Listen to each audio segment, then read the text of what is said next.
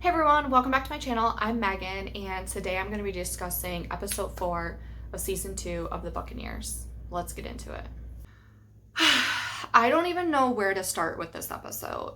I thought maybe we would be getting back on track, but I feel like we just went way down and way worse. I feel like we're zigzagging. I don't know what we're doing. This episode is making me very frustrated with the TV series. Like, this season could have been really great. Like, the first two episodes was I feel like really great to tee up each character and where they were gonna go, and then we just like jumped off a cliff. I'm a little frustrated. Those are my initial thoughts right now.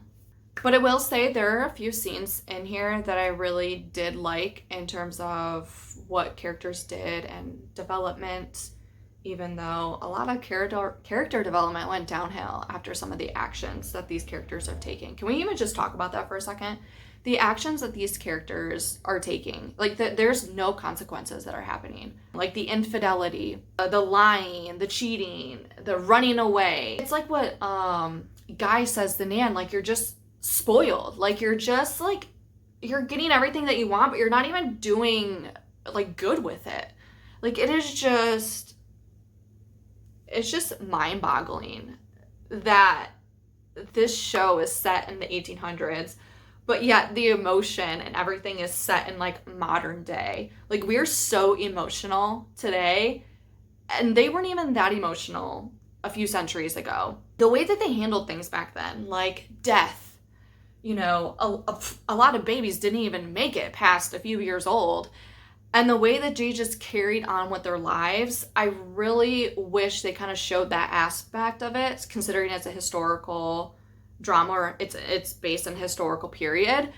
I really wish they used some of that in this TV show. I understand that you want to make it modern a little bit, but there needs to be a balance. Like, there seriously needs to be a better balance.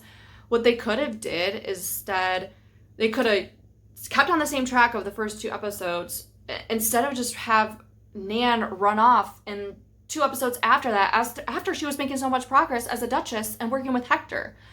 Like, that could have been something, which, to Guy's point, which he says to Nan, it's like, why even come? Like, don't just come because things are getting hard and you need to get away. Like, live up to the choices that you made. And Guy is moving on because he's living with the choices that he's making.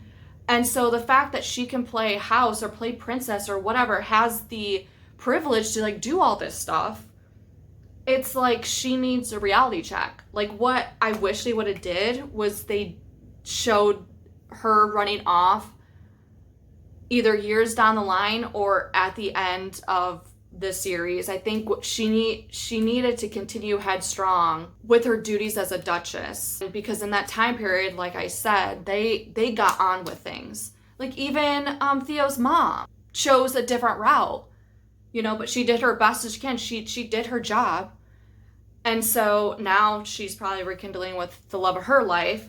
But it's like, oh my gosh, it just drives me insane. Like, just giving up already. And I understand now at the end of the episode, Nan realizes she does need to return home after this moment with Ginny and Guy are spending this time. But she didn't turn Guy, like, oh my gosh, it just like made me sad for Guy even more, because he thought, as she said when she was visiting, she's like, I'm not going back.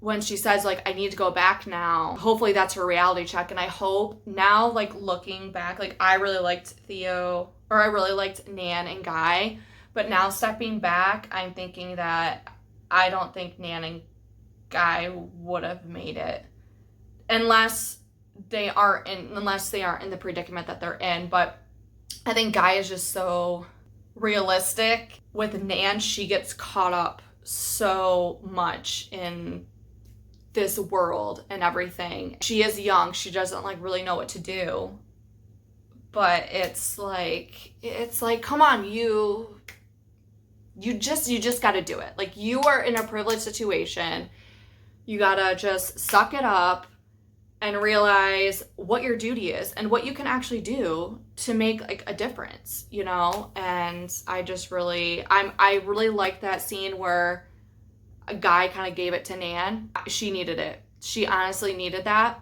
Just like how Lizzie gave the talk to Theo. And I love that Lizzie stuck up for Hector.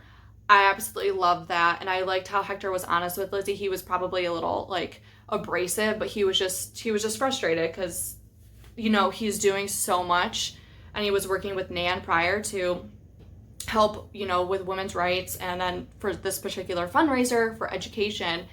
And Theo just like wistfully just comes in and be like, yeah, I can do that. And it's like, well, why haven't we been doing that from the beginning? Like, you know what I mean? I like that Lizzie kind of handed it to Theo. I mean, I didn't like at the end where they kissed and then end up hooking up at the end of the episode. I did not like that.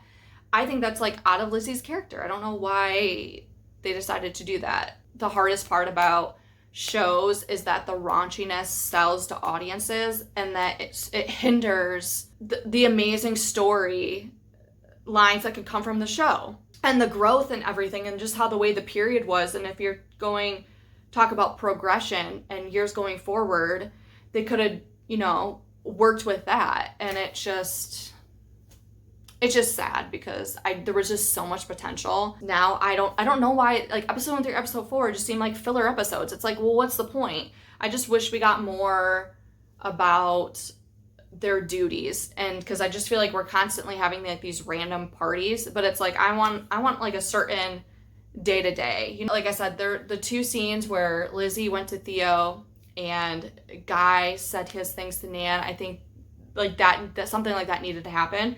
I feel bad for Guy. I really do. We're gonna sidetrack to Ginny and her husband. I was scared when he came into the home. I thought he was going to be physical with Ginny.